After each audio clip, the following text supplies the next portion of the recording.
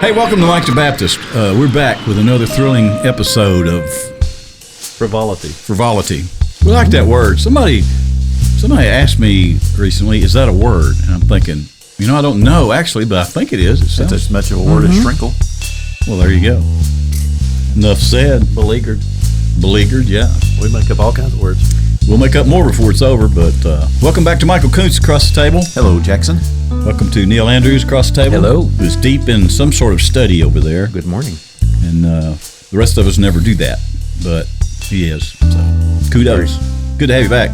H.D. Jones, whoop, in the chair beside me. Whoop, whoop. We're cool. Where was I? Oh, welcome back to another episode of Mike the Baptist, where we talk about different things, which is what a podcast is, so works out. Anyway, I don't guess there's any big new news of any kind to start off with. Our live show went well. The live show was great. It was such a good turnout. Kind of surprised me. Yes. A lot of things surprised me. But anyway, yeah, it was a great turnout, and thanks to everybody who came and helped put everything away and all that. Anyway, www.mikethebaptist.com. Go to the website. Buy something. No, I'm not kidding. Buy something because it helps pay the light bill. Same reason you guys at church say we're going to take up an offering. At some point, you got to get over being afraid to do that, right? If you want to pay the light bill. Yep, that's right. All right, buy you a mug, T-shirt, something. You can also find all the episodes of Mike the Baptist. There are hundreds and hundreds of minutes and stuff to waste just a lot of time now. Well over a year's worth of all this stuff and still going strong. And past episodes, new episodes. I don't know what else is on there. Maybe there's something else on there. Current episodes. Episodes. A few pictures. Basic website stuff. Anyway, www.mikethebaptist.com. Also, send us an email. We like to get email. Comments at mikethebaptist.com. We'll send an email right to us. We want good emails. Good emails. Positive emails. The gooder, the better. That's right.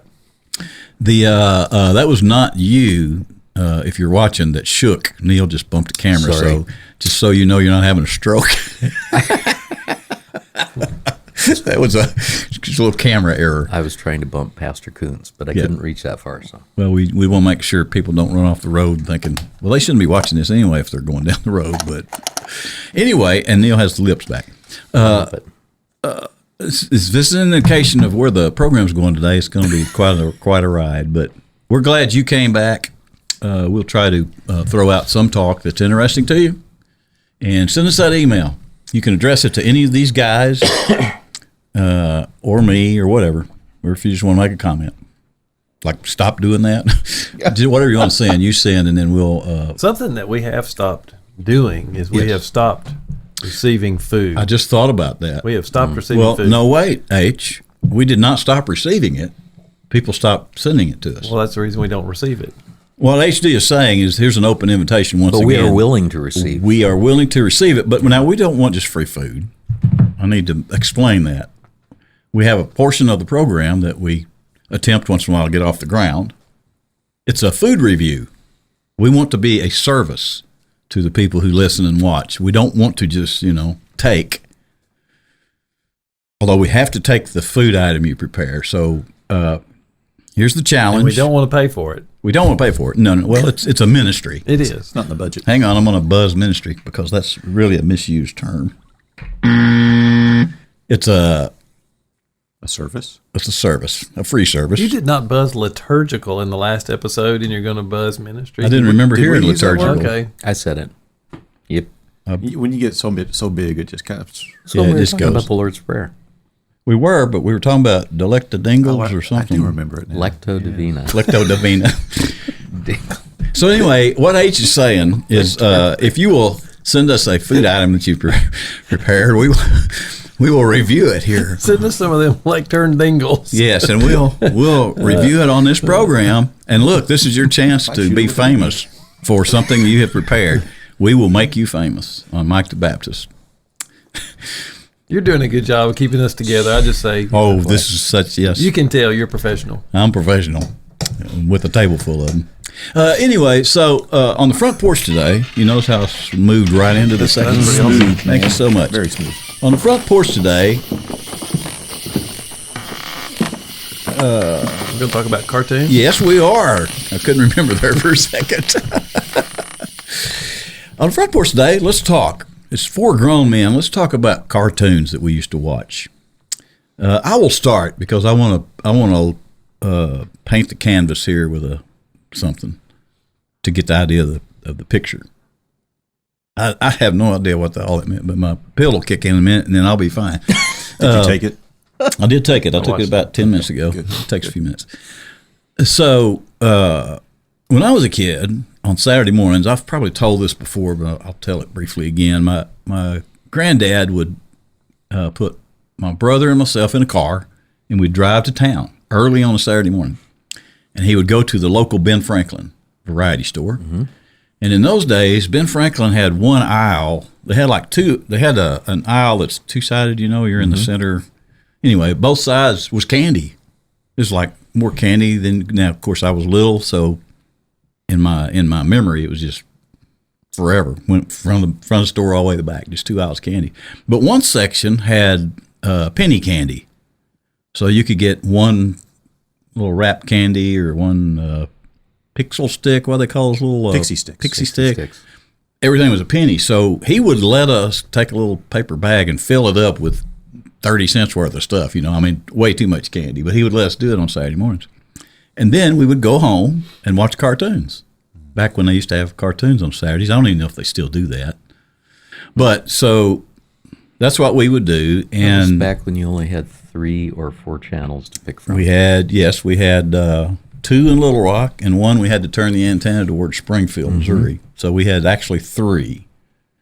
I think PBS, I don't know if it was actually broadcasting then, or if it was, we only got it occasionally, like, when it was raining correctly or something, we would get it. But yeah, we would come home, we'd spend all Saturday morning watching cartoons. I thought it'd be interesting to talk about some of the cartoons we used to watch. Now, I grew up on Bugs Bunny and the Roadrunner, and my favorite of all time was the Pink Panther.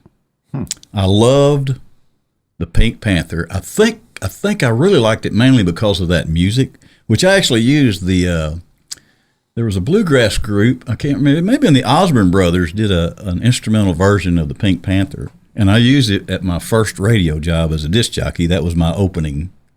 Henry Mancini. Henry Mancini, yes. You said instrumental. Were there words to the Pink Panther music? There was a There season might have been, when yeah. because There might the have Pink been. Panther never talked in the cartoon. Oh, he never spoke. But there was one season where I think they did have him do that. It was kind of like the Roadrunner. Mm-hmm. There's one episode that I remember where the Roadrunner, or not Roadrunner, but Wile E. Coyote Said something. actually said something, but the rest of the time he was just Yeah, silent. Pink Panther was always silent, but I just remember Pink Panther being. Yes, he did. I thought it Something was. happened to him, and he would say, Wile E. Coyote, genius, extraordinary. Genius. He would say that about himself. Huh. See, I Had a don't remember that. business I watched the card. Roadrunner too. Although that whole era, to me, is when cartoons were what they're supposed to be, which is people getting flattened by anvils. Very violent. Yeah, Very violent. shot at point blank with a double barrel shotgun, no but then blood, just getting though. up and walking off, brush the smoke off of you. But so yeah, I grew up. In my memory, I will still sit down to this day and watch the Pink Panther. And the Wile E. Coyote, it wasn't a favorite, but it was always really interesting to me because the guy just kept trying. He just kept trying. He kept trying. He kept trying. I kind of identified with that in a way. You kept running off the bluff, but then you try again. So that's not really exciting, I guess, but there were some old Spider-Man cartoons that I can recall. I didn't watch it regularly, but I was always fascinated by Spider-Man. There was something about him that was really intriguing to me. Well, I guess slinging webs out of his hand is intriguing to anybody. He's a but Spider-Man. It's pretty cool. Man. But, okay, so that's what's in my head, and I'm not going to keep talking because I get really emotional thinking about things like that. I don't want You to feel tear up. bad for Peter Parker? Do I feel bad for him? Yeah. In a way, I did, because I don't know that he actually wanted that. I mean, It was an accident. he had it, and then he used it for good, and he had to feel pretty good being a hero. But a lot of times, it's like like if you're at a gathering with a bunch of friends, and then all of a sudden you sense that there's wrong, and you got to get up and go. You can't finish your bowl of guacamole because you have to go save something. So that part, I felt a little bad for him about that. Okay, I think that wraps up my portion of reminiscing about cartoons on the. Did I say the front porch? I did say that, didn't I? Because I have to technically mention those words. HD, do you have fond memories of cartoons? I used to until you started, and I was like, oh wow. No, actually, same cartoons. I guess we all saw the same ones. Love those. But a little later in life, man, I got really into DuckTales. Oh man, I love DuckTales. I love their little duck. their little their little intro and all that stuff. And they've actually come out with a new series on it. And I catch myself now watching new sessions of DuckTales. So Fill me in. Did you watch Chip and Dale Rescue Rangers as well? Oh, absolutely. Yeah. So what's DuckTales? I think I know, DuckTales is about Huey, Dewey, and Louie and Donald. I got you. And their uncle. And their uncle and Launchpad and Scrooge, and so they're always on all these crazy adventures and that kind of stuff. So, yeah. That's it? Yeah, it's pretty cool. Do they even still show those old Bugs Bunnies and all that anywhere? Well, it's hard to find. It's like maybe every once in a while you'll see them on one of the YouTube. You can channels. YouTube them. Tom and Jerry. That was my son's YouTube. show. Was it? Chip and Dale. Huh. Interesting. So, yeah. Be careful if you Google Chip and Dale. Just be careful. I'm not going to. I already know. So Be careful. so that coming. Never even thought of that. Careful. Never even. Just careful. That's all I'm That's saying. what he's here for. Thank you, Pastor. He helps us. Thank you, Senior Pastor. He helps you at the beginning of the program, and at the end, Inny or Outty, he helps you figure those things out. So all around help. Yep. Okay, so we probably had the similar mindset about what a cartoon should be. Those old. Yep. But isn't it interesting how violence, which a lot of those had violence, would what's They his call it name? cartoon violence. Elmer Fudd Yeah. would shoot the rabbit right in his face. Killed a rabbit. But nowadays, if you did that, Daffy Duck's little bill would just go all the way out. we'd come off. He'd be walking around without a Spin around bill. his head, yep. No. But they've replaced that nowadays with just vulgar thinking in cartoons, which I find just incredible that cartoons are so, I don't know what the word is, rude or something. It's just like they don't have the violence they used to have, but they got Extremely crude. Yes. crude is the good word. Kind of a reflection of our culture. Could be, Neil. You may be on something there. We'll delve into that even more in the middle of this program. Okay, so Koontz, can you tell us about your cartoon experiences when you were a child? Yep. So, I missed the Saturday morning cartoon days. The cartoon I'm going to bring up, though, wasn't on Saturday mornings. This one always came on right after school. So I'd hurry home from school and turn on the TV, and there's always two that I would watch. I'd watch Transformers, but G.I. Joe was my go-to. And, had all the little action figures, the vehicles. Eyes. And Snake Eyes was one of them. He was my favorite. So, yeah, love G.I. Joe. And I actually, last night, got into iTunes and bought one of the episodes and started watching it. Well, that's neat. Made it about 20 minutes in, and I was asleep last night. But, that's my routine. I got to watch something to go to sleep. So, yeah, still love watching G.I. Joe to this day. So, I guess that was after my time or something. Yeah, I don't these came remember. out around maybe 84. Yeah, I didn't remember seeing those. G.I. Joes and Transformers were early, mid-80s. That's when those hit. 84. My daughter was born in 84, so in my house there would have been Teletubbies or something. Or something like that. Barney, when was Barney? Oh, no, yeah. Barney was Barney was in the around late 90. 80s. That's not a cartoon, though. No, it's just Oh, no, it's not, is it? he's just the devil. Yo Gabba Gabba is also not a cartoon, but I love that show. Have you ever seen Yo Gabba Gabba? It was great. Are you having a stroke? Well, maybe. Well, just as you said that, he set a cup down on the table, and everything kind of wobbles. Yo, go. This is so bizarre. Okay, Koontz, so does that wrap up your portion of cartoons? Yeah, that's it. I got to say that when I came up with this topic, I really expected this to get really wild. I don't know why, but now that I think about it, it's kids that are 5 or 6 year old watching cartoons. It couldn't get too wild. One other thought I had about G.I. Joe, you're all talking about the violence. And, Bugs Bunny always getting shot. One of the funny things when you watch the G.I. Joe cartoons, nobody ever gets shot. Oh. And it's Army. It's an Army, movie. Right. But their vehicles always get shot, and they always are able to either jump out of the vehicle or jump out of a helicopter, and they're parachuting away. Good guys and the bad guys. Interesting. So you never saw a good guy go down or a bad guy. Nope. Interesting. Yep, they always survive. So all you saw was like that thing you see on TV when they drop a bomb overseas somewhere, and you see these little black and white images of these little guys running away from a tank that's been splattered. So that's kind of what same thing, I guess, right? Sounds pretty good. I don't know why I thought of that, but I'm not sure either, but that's okay. So on a side note, Neil, your wife Katie was on a recent episode of the Preacher's Wives series. Uh-oh. And they got to talking about prayer or something. Well, I mean, isn't that buzzworthy? Yeah. Oh, sorry. But anyway, Goodness gracious. she was sitting here talking about people you pray for, and I'm thinking while she's setting this up, I'm thinking, I had a neighbor that had a dog once that just drove me nuts, and I was praying that something happened to that dog. This is what I was thinking. And then she says, I pray pretty regularly for terrorists. And then so I felt like a heel after that. I'm thinking like, this woman's praying for...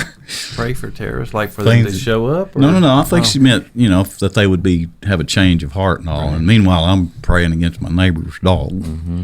That is pretty heartless. I felt small. That's pretty bad. Speaking of Neil... Hodo keeps getting out of my shot here. Get a little closer. Speaking of what were we Neil? Cartoons, yeah. Yes, cartoons. Neil, tell us about cartoons when you were a kid. I think that Looney Tunes is like the penultimate. Yes. Because there's social commentary in it. There's obviously humor in it. But they were just very, very creative. And you can go back now and see all sorts of references and things. And I have DVDs of collections of Looney Tunes because I like them so much. Yep. So that was one that I loved. But my favorite character in that was Marvin Martian. Oh, yeah. Love Marvin. Yeah, he was pretty interesting. And what was the other one I was going to say? Oh, hey, Rocky, watch me pull a rabbit out of my hat. I used to watch that all the time, yeah. And that's got a lot of stuff that you watch back now, and they were speaking to adults as much as they were speaking to kids. Rocky and Bullwinkle, especially, I think, kind of went down that path. Yep. Martin Marsh, what's his name? Marvin. He showed up in Bugs Bunny cartoons? Yeah. Oh, yeah. Yeah. Did he show up in other ones, too? Usually Donald Duck, but I mean, it's Looney Tunes. It's Daffy from Duck. Looney Tunes. Daffy, sorry. So just across the Looney Tunes spectrum, he would show up in different things. Question on Marvin the Martian. You never saw a mouth or anything with him, did you? Just his eyes? That's what I thought. It's because his helmet's on. I thought the helmet was open face, though. It is, but it's all dark in there. You see the eyes. Beginning of The Mandalorian. That's some detail watching right there. Yeah. So Looney Tunes, you're right. The Looney Tunes is the... And in the I think it was late 80s, Steven Spielberg did a thing called Animaniacs. Yes. And another one called Pinky and the Brain. Mm-hmm. And they were both kind of... Pinky and the Brain. Yeah.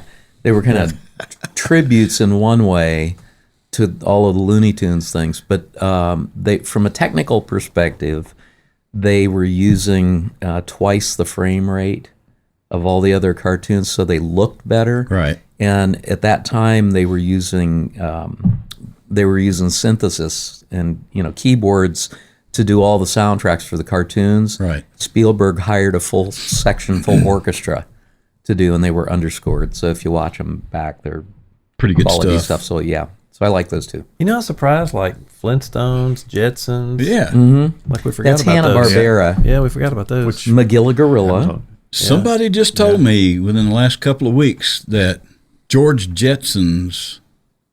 The Jetsons, yeah. There's something in 2023 that was mentioned in the Jetsons, and it was It was this So time. we're supposed to be living in the age of the Jetsons, I think, right? Yeah, I forget what they told me. Somebody needs to Google that. Missed that up.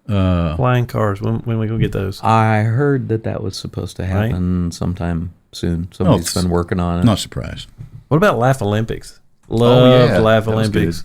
I don't remember that either. Don't know that. Captain Caveman and Yeah. Scooby Doo. We They didn't would talk all about like that. do the Olympic Games. Yep, All those yep, characters from the yep. different cartoons, the Hanna-Barbera characters would all come together. The and Really Rottens Yeah. and the Scooby. they'd compete against each other. Scooby, what they call the Scooby Doobies? The Scooby. And then there was the other Blue Falcon was on that team. And Mm-hmm. What was the Falcon's dog's name? Dynamite. He looked like Batman. Dynamite. Dynamite. Okay. Yeah. And the Blue Falcon. I didn't see that either. Yeah, you missed out. Well, when I got old enough to drive to the river, I just stayed at the river all the time. So I lost out on some cartoon years. You couldn't watch it on your phone? You can now. You couldn't then? Oh, no. Well, you could if you drove back into town, watch it on a payphone or something. You know what's fascinating? I was thinking about Looney Tunes. Mel Blanc. Mm-hmm. If you don't know who Mel Blanc is, look him up. He did most all of those voices. Right. It was incredible what that guy could do with his voice. When he passed away, somebody did a graphic thing that had all of the characters that he'd voiced standing in line, and they were all weeping because he died. Yeah.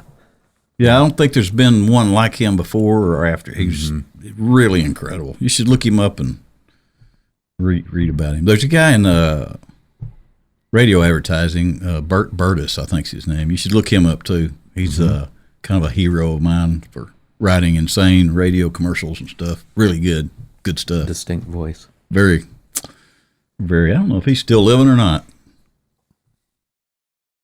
I was about to say I don't guess it matters, but it does matter. But anyway, moving on. Especially to his family. Hey, good little front porch visit. It was very, very behaved, and it worked pretty good. It brought back some fond memories, and that's what it's supposed to do, I guess. Okay, we're going to move on because some of the guys here have things to do. Some of us don't, but some of them do, so we're going to respect their time and try to wrap it up so they can go. We'll be back to talk about the Bible.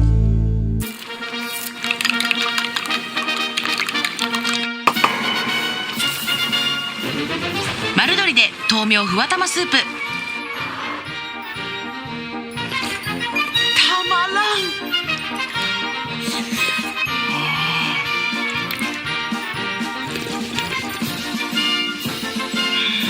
あっさりコクうま丸鶏ガラスープ。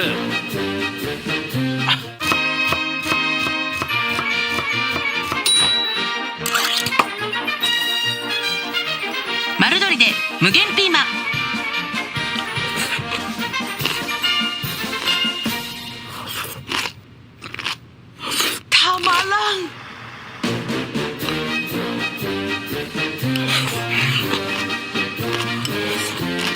あっさりコクうま丸鶏ガラスープ。 Eat well, live well.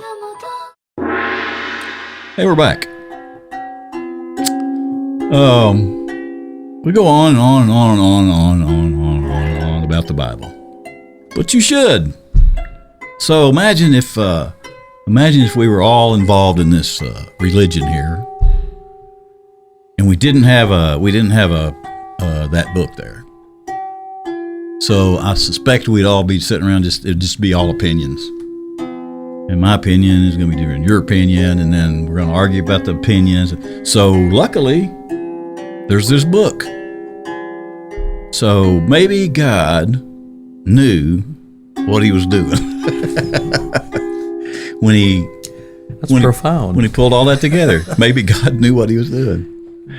But, if you think about that, think about what it would be if you did not have that book. I mean, what would it be? It'd be a club. It'd be a social club. And you might think you had some inkling about who God was, but you didn't know, so you'd be scrambling around. Everybody'd be trying to figure something out. But we have a book that was pulled together, the canon, I think they call it, or something like that. And it's this collection of things that were written down, inspired by God. And I think we should be glad we have that book, You carry them around. People carry them around, throw them around. They're scattered everywhere. Everybody drags one around. You open it up when the preacher says, go to this. You open it up. But I wonder if you stop and think very often what it would be like if you didn't have that. That's my whole thought about the Bible. So we'll turn it over to the preachers, and y'all take it where you want to. Well, Mike, we are moving through the book of Revelation. And this week we're coming to chapter 6 and a lot of the chapters following that. And we get into a lot of the events that are going to be taking place. We call them the end time events for our world, basically. And we've probably heard people say this before, that you are so heavenly minded that you're no earthly good. I've heard that a few times. And when we get to looking at all these things in the Bible, especially in this portion of the book of Revelation, we know it's all coming to an end. For those of us who know Jesus Christ as Savior and Lord, we are typically very excited about the opportunity to go to heaven, to leave all this hurt, all this evil, all this bad, sinful stuff behind, get to that place that God has prepared for us, designed for us, and to be in just an absolutely incredible environment that is full of just His presence and peace, His love, just goodness. But do we ever find ourselves kind of getting stuck in that statement that you're so heavenly minded that you're no earthly good? Or what does that mean to you? Have you seen that in our society? I would say there are some folks that believe certain ways about the Bible, that they might think it doesn't matter what you do or don't do. God has already said certain people are going to be saved, certain people are not going to be saved. And what's the point of even doing anything here? Because God's already determined all these things. I could see that kind of leading some people down the path of, I don't have to do anything. I'm going to be there. God has already determined who's going to be there. So it really don't matter here. But just thoughts on that. Is that something that we need to be cautious of? Have we ever fallen into that kind of stuff before? The phrase "too heavenly minded" means you're no earthly good. I think some Christians do look at the end so much that they forget what we're supposed to be doing today. And I think a lot of those letters were written to the church to be an encouragement, to know there is an end coming. I mean, it's like you're in a ball game. If you didn't know that we only played 4 quarters, you wouldn't know, well, there's an end coming, so we need to push to get to the end. And so I think it is very possible for people to get so, I don't know, angelic in there, bless God, I'm highly favored, and bless God, I'm above dirt today. And I mean, sometimes you just get into that where we just sound odd to the culture. Mm-hmm. I mean, I don't see that in Scripture where Jesus or his apostles looked like freaks. They were different. But it was attracting. It wasn't something that appalled a lot of people. It's like they were drawn to them because they taught with authority and they loved in a different way and stuff. And so I definitely say, go to some of these well-meaning, I think, Christian concerts, and I get that sense sometimes. Mm-hmm. They were just kind of out of touch a little bit. I picture Jesus like when he was walking up to that woman at the well, in that story. I picture him as just kind of casually strolling up through there, not trying to be noticed or anything, and maybe just kind of sauntering up there and said, "Hey, how are you?" I mean, that's the picture in my mind. I don't picture Jesus walking up to anybody and saying, "Therefore," right, and laying the law down to him. I picture him as being very normal. Very relational. Yep. Relational. Right. So they're not being taken off guard, but they're actually being, like you said, drawn to either, him. because, like you said, I mean, you can get into that language, and it's just like, you're holier than thou. Yeah. I ain't going to listen to you. You already have a poor opinion of me, and we can really hurt the witness. I've known, especially some pastors, and it's like they're good, godly men. But, when you ask somebody, how's the air conditioner running today? And they go into this discourse about, we're blessed and highly favored because God was in that refrigerant today, brother. God was there. He was in that. And I'm just like, I just wanted to know, is it working okay? Mm-hmm. And we try to spiritualize everything, and not to say that they're not well-meaning. People that do that, right? Yeah, I'm not judging their heart. It's just it can be off-putting because you're not talking like the culture talks and communicating in such a way that people are drawn into the conversation as opposed to repelled by the conversation. I think maybe sometimes that people that are like that tend to forget that we're supposed to engage the culture, and they isolate from it and say, well, we're not supposed to do that, when in fact Jesus tells us to engage the culture, basically. I had a friend that he became a believer and was talking to me. He was on the road with a group of musicians, and he asked me if I felt like it was acceptable for him to be, he's the only Christian in this group of folks. And he said, should I still be playing with them?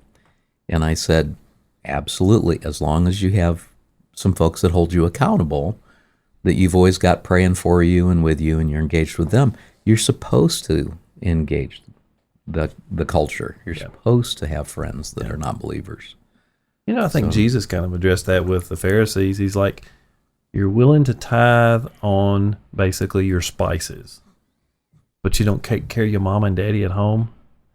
You're making so much to do about your religiosity, but you're not doing the genuine things that you need to be doing as well. And I think, again, sometimes even us in ministry, we can look down our noses at people because they're not in church every time the doors are open. Well, you know what? Sometimes they didn't need to be there that moment. They needed to be with their family, or they needed to be working their job at the hospital, or working their job, doing something out there. Now, again, we know they need to be in church. They need to be in worship with people, but that's one of those statements that you do hear a lot, and it's not that we need to be like the culture, but we don't also need to be monks where we're hiding ourselves from the culture. Along that line, it's when you're wrapped up, and you guys do this for a living, plus you're a member of a church, so you kind of have a dual 24-hour-a-day thing.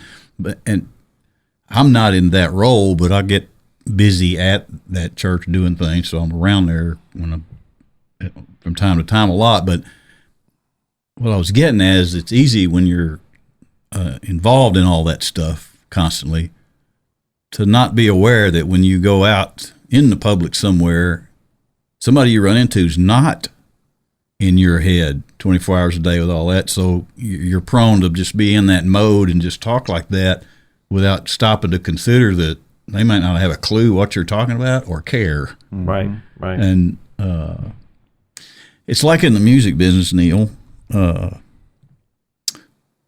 There are people in that industry that we've been around who are what you call name droppers. Really? Oh, you weren't aware of that? Let me explain.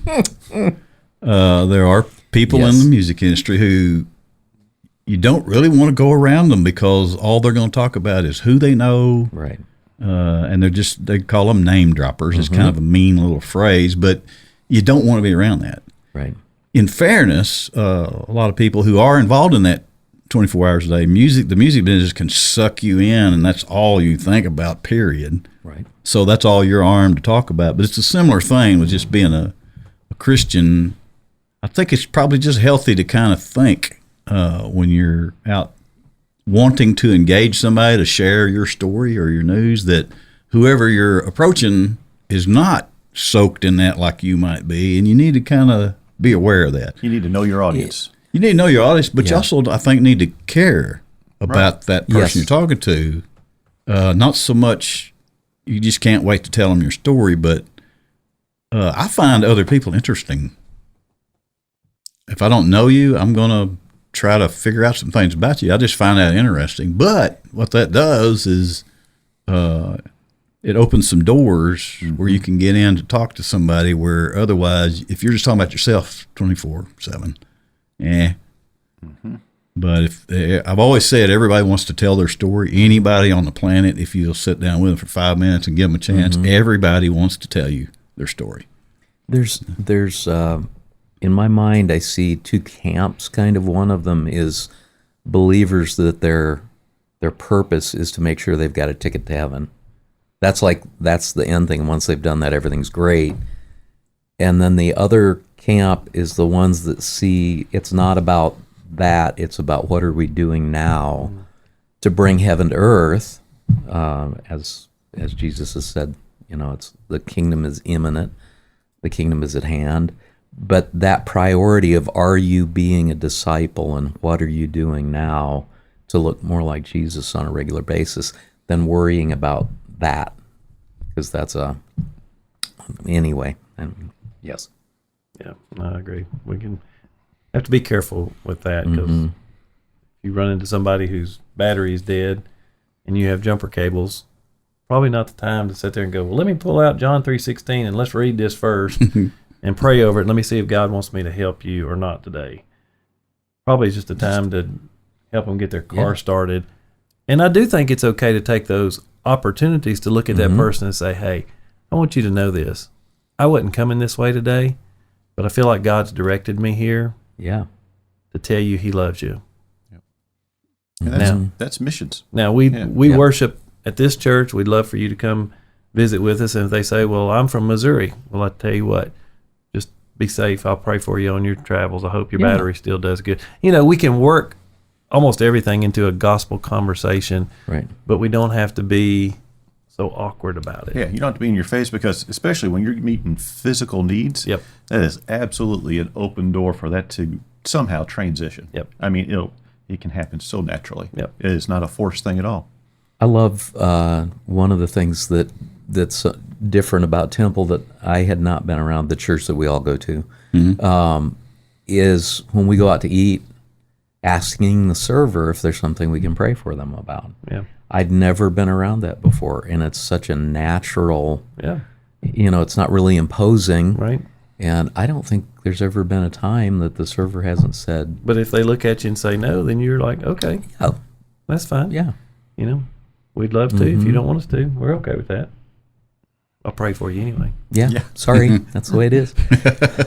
So I was thinking about one of the passages in Revelation that I read made me think back about Genesis and where the fall is, or the curse, if you want to call it. So for people that don't know, the curse is what happened to mankind because of Adam and Eve's sin. And it talks about humanity is going to suffer with toil and pain. And then you go to Revelation, and here it's 24:4, where it says, God will wipe away every tear from their eyes, and death shall be no more, neither shall there be mourning, nor crying, nor pain any more, for the former things have passed away. So that's kind of a reversal from what was in Genesis, right? So that's a picture of a broken world. So what is it that makes us broken? Where do you see brokenness? In the mirror. Well, yeah. Good answer. Sin affects every aspect of our life, and it hurts. Some of it is self-directed. I mean, if I go out here and get stone cold drunk and drive my car into a tree, I can't blame everybody else. That was my fault, my responsibility, my circumstance. But then you go over to Vanderbilt Children's Hospital and you see a 1-month-old laying in there with all these tubes connected to him, and you can't look at that baby and go, your fault, you deserve this because of all your stupid actions. So part of it, we live in this fallen world where it rains on the just and the unjust. Things happen to us.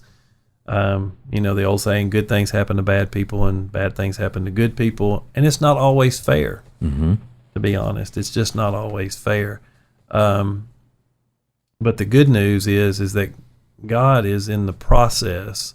We're in the middle of that, I think, maybe more toward the end than we realize, but we're in the process of sin coming to an end. Mm-hmm. And then God is going to recreate this world, and then he's going to wipe away all those tears, because man was not made for sin. And you can see that. Even people that don't believe there's a God, you see the pain, the brokenness in their family, the brokenness in their own personal life, whether that's health, emotions, whatever. But there's that longing within us to say, golly, there's just got to be something better than this. It's good in a lot of ways. Life is good in a lot of ways, but there's just got to be something better than this. I can tell you from experience, male, was never intended to pass a kidney stone. Never. Right. Those parts of your body were not designed to handle that. stone. Right. That. So did you ever feel like that passage in Genesis where that happens, did you ever feel like God just shook his head and went, okay, have it your way? And that's what the fall is go for it. Do what you can do. Well, he had to, didn't he? For all this to kind of compute correctly, for it to be, I guess, authentic and genuine, he had to let you. He had to let us have that free will, which led to this. Otherwise, none of and this he works. knew that. He knew this is how it was going to play out. Yeah. It's just None of it works if you don't have that. you mentioned you started off looking in the mirror. That's another thing that makes me think about things aren't going to deteriorate anymore. I mean, we're looking in the mirrors and we're watching our physical bodies not as good as it was 20 years ago. Right. We're getting gray hairs, we're getting more wrinkles. What? Music guys don't have to deal with that. Yeah. But, Exactly. We're watching this deteriorate, and Adam and Eve, when they were created, they were not getting worse, and now we are, and so that's going to be one of those things we're not going to worry about again. One of these days, when we get that perfect body again that we were originally created for.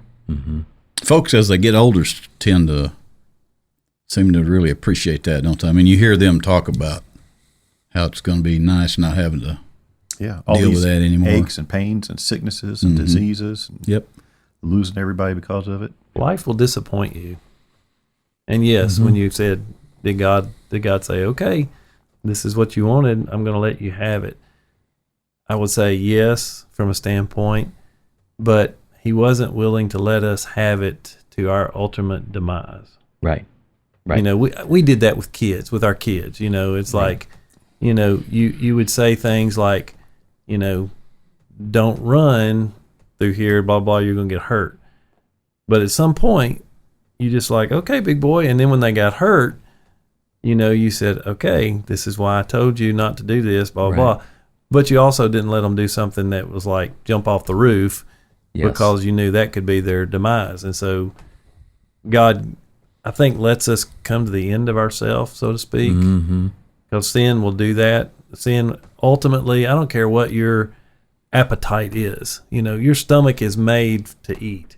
But if you overeat, then you'll start realizing things like, oh, now I'm a diabetic. Now my blood pressure is high. Right. Now I'm going to the doctor. Why am I out of breath when I get up and walk across the room? Well, because God says you're overindulging, and that's causing your body to react a certain way. Right. No matter what our appetites are, we overindulge. We go outside of God's will, and when we do, we feel those pains of living in sin, living with our own sin. And so, I think he lets us. So he'll let you touch the tip of your finger to the electric fence, but he won't let you grab it. Because if you grab it, it's going to be bad. Yeah. You can't let go. Yeah. Hey, that's pretty good. You can use that in a sermon. Okay, sometime. I'll try that sometime. I don't know anything about electric fences. I'm sure you don't. You grew up like I did. You know all about them.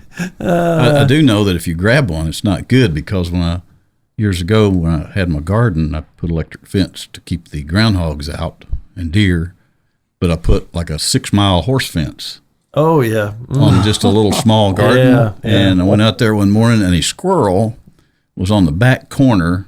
He was trying to get out, but his back foot was grabbed onto the wire, and the rest of him was fried like he'd been on a shish kebab stick somewhere.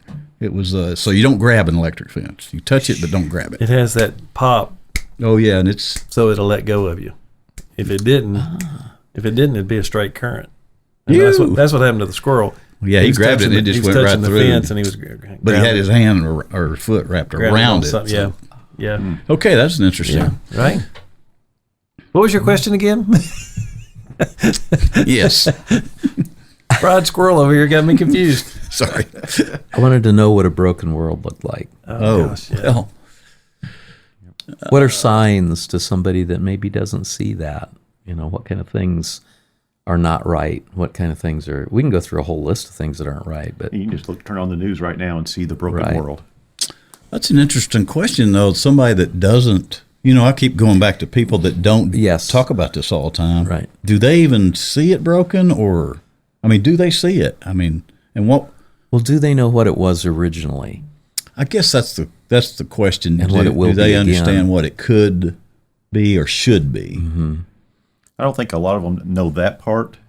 They just know it needs to be something better than it is. Just like, we went through a few years ago, defund the police. Yes. Rah, rah, rah, defund the police. And now some of those cities are like, oh, yeah, this is bad. Right. This is not a good idea. It is too broken out here. Hey, well, they did the same thing with immigration, with Right. people coming across the border. It's like, well, come to our city, we'll be okay. And now New York is just throwing a fit. Yeah. Because it's so. Well, I had a thought and I lost it, but it's well, here's a question for the preachers. Why is it that your idea of what's right is good, but those people who aren't versed in all this, they're looking at you saying, what makes you think you're right? What makes you think that's what's wrong with everything? Can I be churchy? You can. You were going to say something. No, go ahead. I'm sorry. You're going to want to buzz it, I'm sure. Well, let me get ready, just in case. You look at the outcome of those things. Yes. And if there is fruit, that's what we want. Right. If there's not, it's pretty obvious that the outcome is not desirable. Does that make sense? I'm not going to buzz you because I like fruit. Yeah, I'm not talking about watermelon. No. Watermelon a fruit? While you were saying that, Tomatoes are fruit. while you were saying that, the whole woke thing. I don't mean to bring that up. However, I do mean to bring it up. Actually, yeah. I'm going to bring it up because it's a problem, and it seems like it's been a frustrating problem for some time. But it seems like if you're paying attention to what's going on in the world, more and more people are beginning to see the results of letting things go as long as they have. It's interesting because even some of the quote woke people are beginning now to say, this is not working out so good.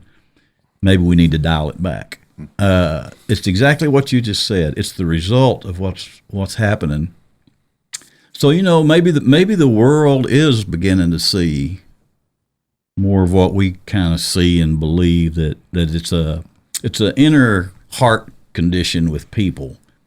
Well, that causes all the outward We don't disagree stuff. on as much as you might think, and that's where I think we as Christians and even the church have lost our way, because we've gotten caught up in wanting to argue and debate instead of finding the things that we have in common. I don't care whether you're a Christian or not. I don't believe most people think it's okay to rape a child. I don't think most people think that's okay. So there's brokenness. I don't think most people think it's okay for people to own guns and go around and shoot people. I don't think most people think it's okay. But how do they want to fix it? It's absurd the way they want to fix it. Take guns away from everybody. Well, that'd be great if there were only 2 people that own guns in the community. But there is no way that you're going to be able to take guns away from everybody. And the only thing that you're going to end up doing is you're going to take guns away from really law-abiding citizens. Good people. Yeah. It's just like, cars don't kill people. People kill people. Yeah. Beer doesn't kill people. People kill people. And so when we can at least start having conversations about how we're all broken, then we can start talking about, okay, what would we do to fix our brokenness? That's where we're going to disagree a little bit, but if we can come at it from that standpoint, Christians aren't fixed in this mindset that we never do anything wrong. We're just have our mind turned on to the things of God, and when we do something wrong, we're like, oh yeah, I knew I shouldn't have done that, and now I really know I shouldn't have done that, and so I'm sorry that I did that. I want to do better tomorrow. So I think that's a big part of dealing with this woke generation. And you get more conscious of that. That's Yeah. As you develop as a believer, as you become discipled, you're more cognizant of that. Yeah. Definitely. Yeah, I mean, it's that, we've all been young and dumb. How many of us have had road rage at some point in our life and have flipped a bird or cut somebody off, or You're not supposed to do that. You're a preacher. done something a something reminder. else, That's why he doesn't have a temple bumper sticker. That's right. I don't do that. Done something else. Bad advertising. But now that we're a little older and we realize, you know what, that probably wasn't the best way to handle that. And so, especially when you become a Christian, you realize, yeah, that's not a good way to handle that. I'm not representing who I am or who he is in a good way. But part of this book of Revelation is really all about the wrath of God pouring out. And you just can't get past that. At some point, God is going to put a stop to all this foolishness, and he is going to punish, not just discipline. He disciplines the church because we're his children, just like we discipline our children. He loves us and he disciplines. But God's wrath is going to pour out on those without Christ. How should that encourage us to do evangelism, to point people to Christ? I mean, how should that encourage us to be more intentional about that?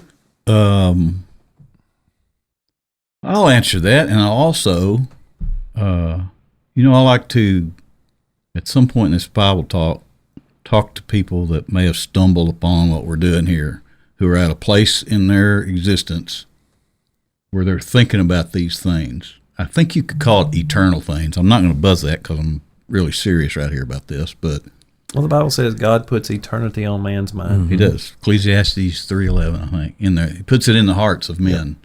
But I personally believe that Revelations and the thought that God at some point is going to stop it all, and you're about to spend an eternity possibly in hell, I think it should scare you a little. And I think there are some of us who are really hard-headed humans, and I have been that. I still am to a certain degree, but I think it's perfectly fine for somebody hard-headed like me to hear that there's coming an end. There is coming an end. We believe that. We've read about it. We've studied it. But we believe it. And for me to tell somebody I don't know or that I do know, your life is coming to an end. And when it comes to an end, it's too late to decide maybe there is something bigger than me that works better than the way I figure out. If you're listening to this and that frightens you, take care of business. Ever how you want to say it, the church tract, talking to a friend, if you're by yourself, take care of that business, because I'll tell you from experience, from that minute on, you don't have to worry about that anymore. That one particular part, the rest of it, you're never going to figure it all out. I'm sitting with preachers all the time talking. They don't have it all figured out. But that part of it, the thought that you're, quote, saved, what a relief. Yeah. And why are we not, as a church in whole, why are we not being more evangelistic? We are not taking this serious enough, the eternal consequences of people dying without Jesus. Well, the culture, isn't it the culture? It's You feel awkward. It's a lot of selfishness. What all I just said, I would feel really awkward doing that in Kroger. Yeah. And we have got to get past that because, we'll watch a movie about a child suffering and we'll shed tears about it. But we're not shedding tears over the fact that there are millions of people around us that don't know Jesus.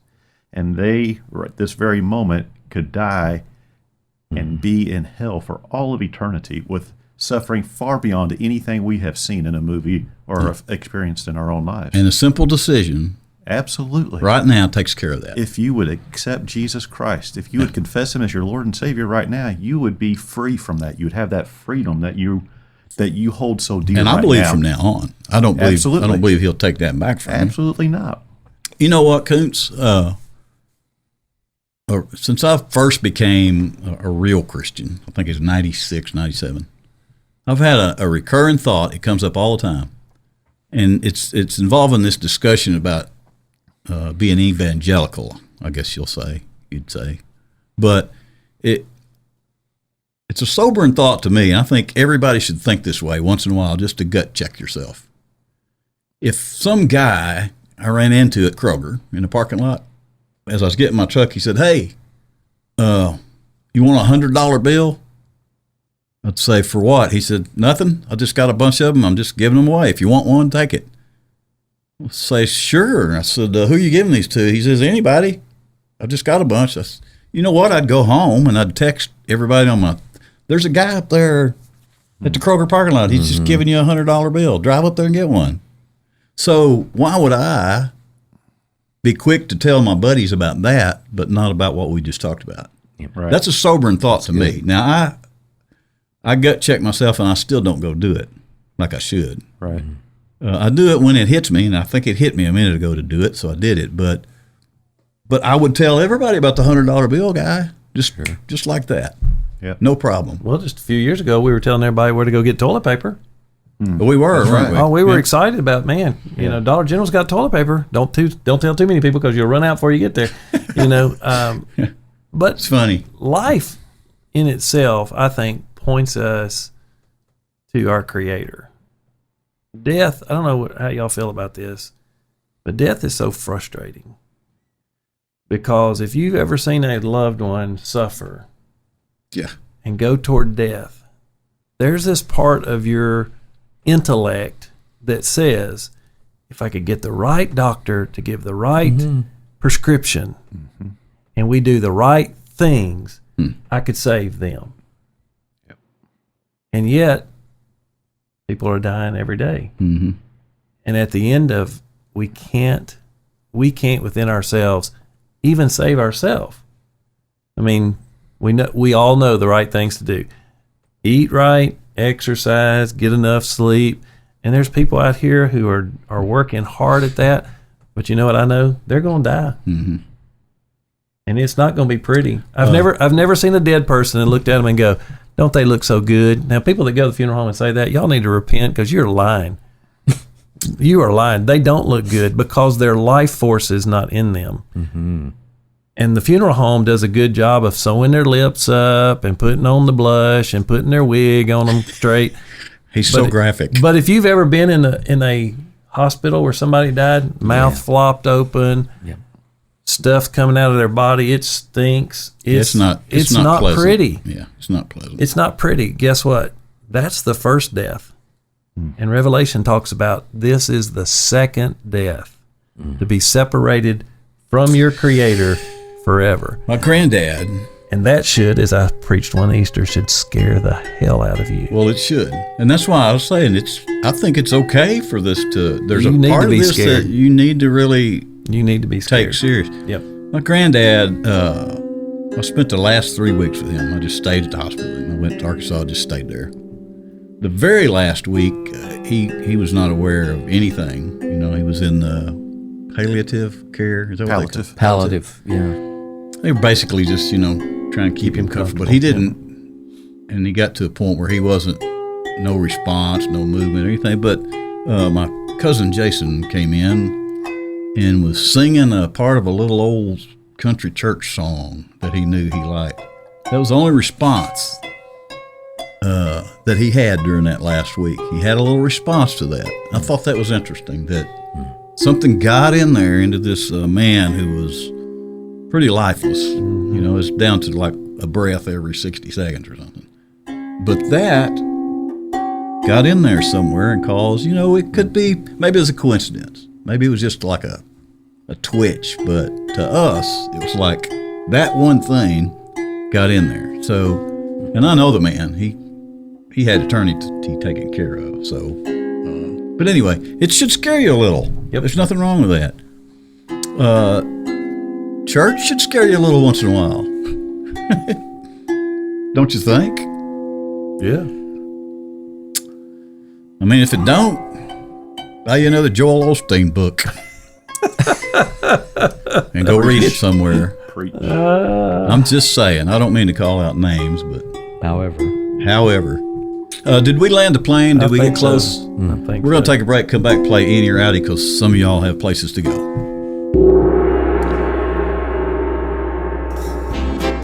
You may have seen people wearing Mike the Baptist t-shirts or hoodies lately and wondered to yourself, hey self, where could I get some of that bling bling? Well, tell yourself not to worry, because it's easy to order Mike the Baptist logo tees and hoodies for yourself or your family and friends. Visit MikeTheBaptist.com, click on the merchandise link, and shop away. Lots of colors and sizes to pick from. And now available, I'm Just a Christian Trying Not to Cuss tees and hoodies. Mike the Baptist is all about real talk with real people, spreading the good news to a world who can really use some good news right now. When you purchase Mike the Baptist tees and hoodies, you're helping Mike and the crew pay the bills to keep Mike the Baptist on the interwebs and talking about God's love for all people. It's really that simple. And we make no apologies for having fun and living out the Christian life. Order your tees or hoodies today with just the logo or familiar sayings you hear on Mike the Baptist episodes. Just visit MikeTheBaptist.com and click on merchandise. Thanks so much for watching and listening to Mike the Baptist and for your support in helping us spread the good news. What a great planet. Hey everybody, it's time to play America's almost favoriteest new game show, Inny or Outty, where we challenge our guests to figure out if a phrase we give them is actually in the Bible or out of the Bible. Sharpen your wits, guest. You're about to be in the hot seat of Bible stuff, because you're the next contestant on Inny or Outty. Here's Mike. We're front. Well, I thought I'd try it. Neil suggested when we came back, I should say, instead of saying we're back, which I do a lot, just out of habit. He said, you should say we're front. And I said, what? He said, instead of we're back. So I said, okay, I'll try it. We're front. Welcome front. here we Welcome are. front. Hey, look, some time ago, this crazy thought ran across my head about stuff in the Bible and whether it's in there or not, because you hear things. And this phrase came to my head. My head does not operate like a lot of heads. Things just happen in there that I don't have anything to do with. It's like a squirrel on an electric fence. It's like its own squirrel up in there somewhere. And I have learned to feed a little information in there and then just leave it alone. And then something will come up. But this one was out of nowhere. The phrase Inny or Outty came to my head. And I thought, the podcast thing, this will work good on the podcast. And then I thought, well, no, that's kind of like talking about belly buttons. That's kind of weird, isn't it? And I thought, well, no. It'll work like a charm, and I think it has. It's kind of fun. People put charms in their belly button. They do. They do all sorts of things in there now. They drive like toothbrushes through there and stuff, and sideways. Like, well, maybe they don't do that. Piercing. I'm thinking. Really starting to hurt me over here. Right. It's like, Hey, listen. So, Inny or Outty? two of the guys here today are going to present with you with something and ask you: is it in the Bible or out of the Bible? Is it an Inny or Neil? Howdy. See? Very simple. Needs no explanation. What's about to happen? You just watch or listen, and you two will have fun. Koontz, what do you have for us? All right, so we've talked about colors in or out of the Bible. Uh-oh, yes, We've and it talked always about gets us in animals trouble. Oh, that we are in have. or out of the Bible. Mm-hmm. Well, I want to revisit animals today, and you remember the old cartoon commercial about a lollipop, and it was how many licks does it take To get to the center Yes. of a Tootsie Roll. Right. And I like how you tied this into the front porch visit with the cartoon. Well, hey, God works things out. It's amazing. And there was that wise old owl Yes. that, would have the answer to that or not. So a very wise animal. Owls are always portrayed for us. Mm-hmm. Owls. Are they in the Bible or not? Oh. Is it yours or ours? That was That's close. a stretch. Welcome, friends. Owls. Are owls in the Bible? Owls. Inny or Outty? They're in Harry Potter. And they're very beneficial. Some of them aren't very smart Right, in Harry right. Potter, though. I don't ever recall. My gut says no because I don't ever recall hearing that. Do you? Mm-mm. I never recall hearing that in the Bible. Did you? My gut says yes. I think they're in there. I gut think says they are, yes. but I've never heard it. No, wait a minute. I heard no over here. Then he just flipped the yes. No, he asked me if I thought it was. Yeah. If I thought it was in there, I'm like, Yeah. no. No, I think it is, I think owls is in I there. don't I don't know why I think it's in there. but I've never. I don't know that I can seen quote. it. I haven't can't quote seen- the scripture. I don't think it is. But I don't know Hold what on, to give do. me a second. Give me a phone.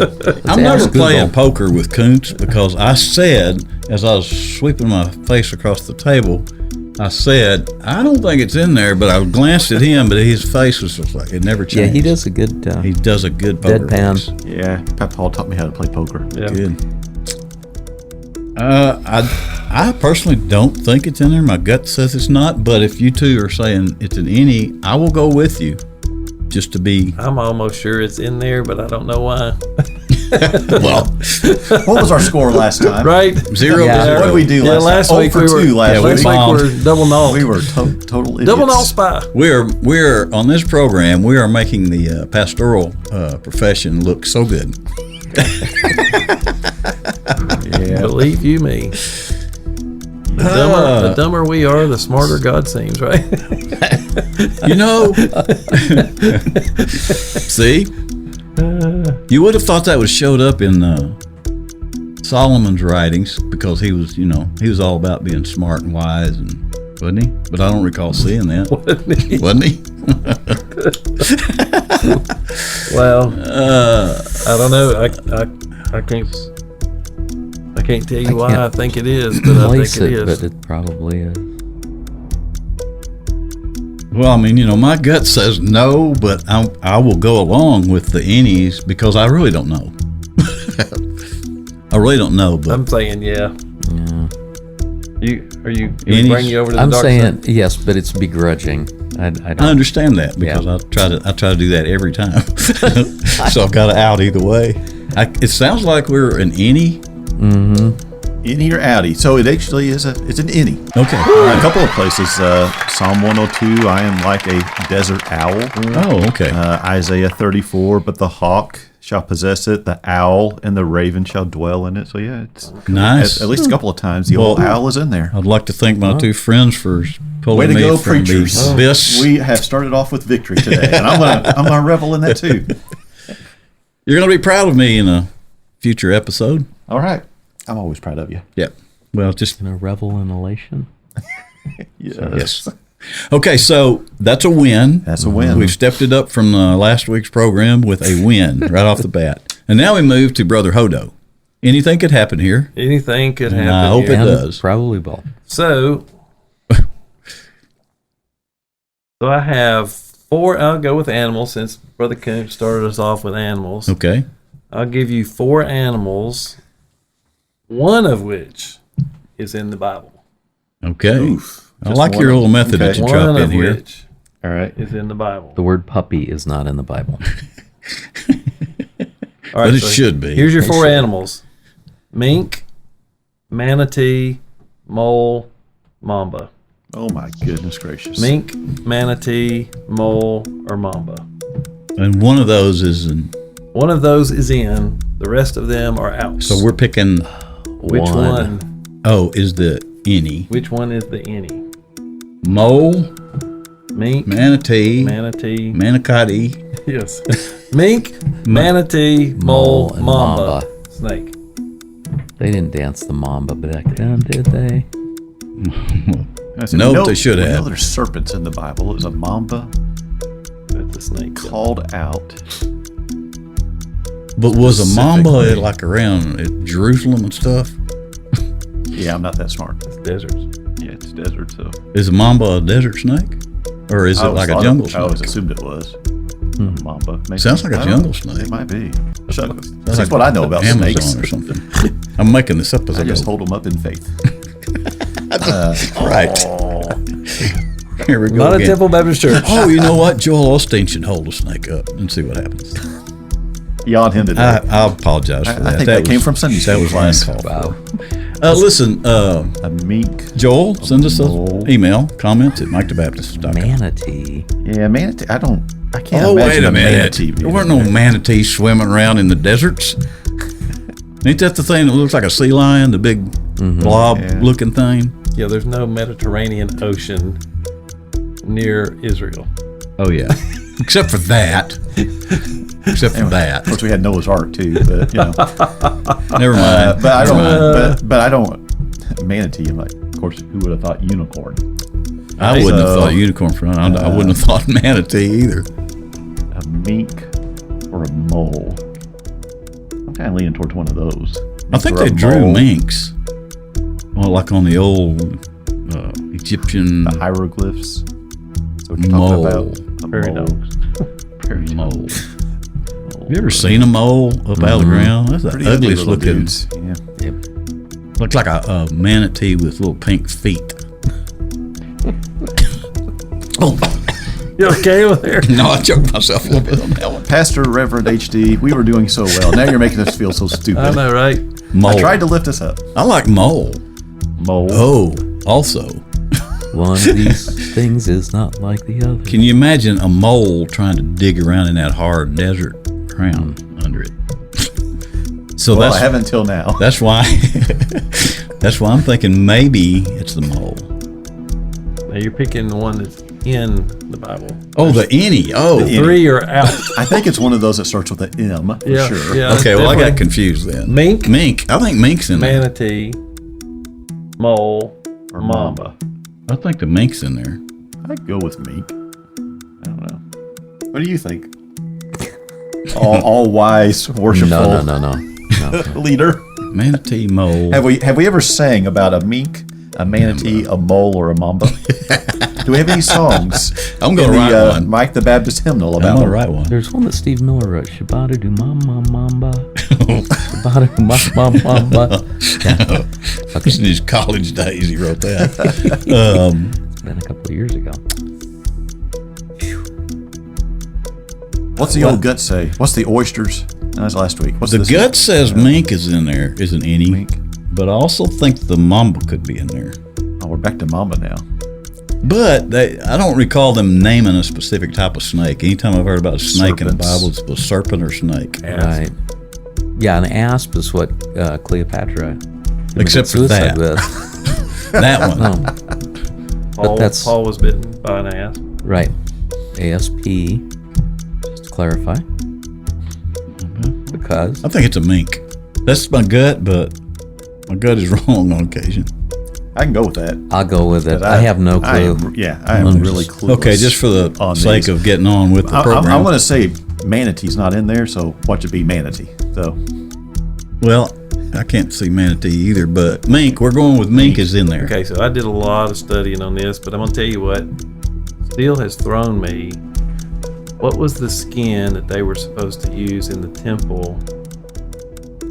Anyway, we'll get back. I'll have to do some deeper research, but Isaiah 2:20 says, "In that day, mankind will cast away their idols of silver and their idols of gold, which they made for themselves to worship, to the moles and to the bats."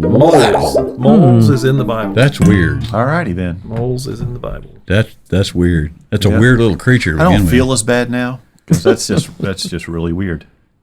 I don't know how to feel when I lose on any rowdy or win. I just will go on this saying there's something in my brain that keeps wanting to say manatee skins were used for something, but I couldn't find it the other day when I was looking.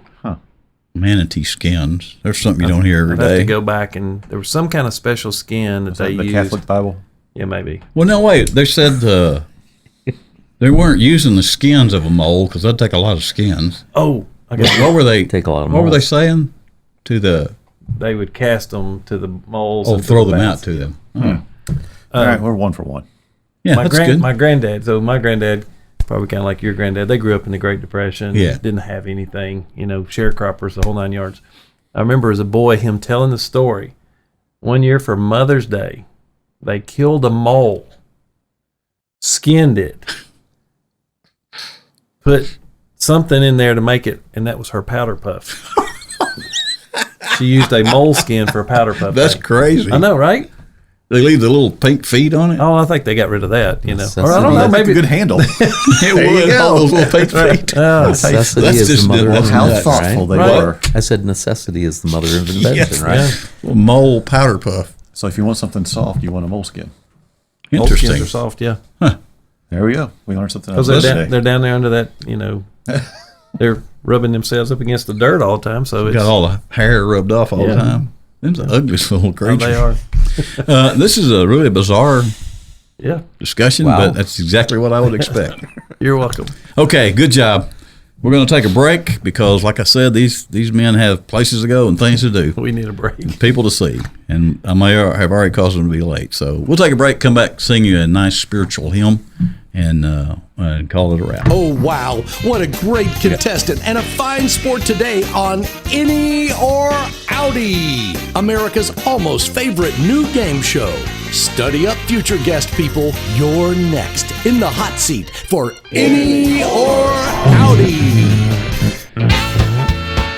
Hey, folks. Sometimes when you're dealing with hymns and stuff around churches, you need something to pick you up a little bit. It's fine to be real spiritual and all and reverent and all those things. Once in a while, you need to, I don't know how you say it, live it up just a little and get your blood flowing. Because otherwise, you're just sitting around a bunch of boring people. I mean, you just no life to you. Just need to get your motor running sometimes. You don't do need to get your motor running, Koontz. Yeah. Hymn number 57 in the Mike the Baptist hymnal is just such a hymn designed to get your motor running for the Lord. And we're going to do that hymn for you, and then we're going to wrap it up. And I'll tell you guys thanks after the hymn. Sometimes I do it both, but So no thanks yet. yeah, we'll thank you afterwards. Depends on how you do the hymn, I guess. Get your motor running, head out on the highway, looking for adventure in whatever comes our way. Yeah, darling, gonna make it happen. Take the world in a love embrace. Fire all your guns at once and explode into space. Born to be wild, born to be wild. Yeah, darling, gonna make it happen. Take the world in a love embrace. Fire all your guns at once and explode into space. Like a true nature's child, we were born to be wild. We can climb so high, we can climb so high. I changed that line because it noticed said that. something about I'm going to die. Never want to die. I didn't is think what it we said. should say Yep. that on the program. Born to be wild, born to be wild. Thank you, Koontz, for being here today. Thank you for having me. Neil Jackson. Andrews, thank you. Yeah. Good to see you. H.D. Jones. Good to be in the house. see you. Yep. Thanks to everybody who tuned in and stayed tuned. We'll see you on the next episode of Mike the Baptist, your educational Christian program for all of America. For your listening pleasure. And you're listening pressure. You're listening pressure. Hey, remember, folks, we're just Christians. Trying. Not to. Cuss. That's like complete participation right there. Just like everybody got their part to do. Like Lee Murphy said when he's talking about the Trinity. My friend Lee Murphy's talking about you got the Father and the Son, and Holy Spirit, all three of them doing their part. Anyway, see you next time. Who are you?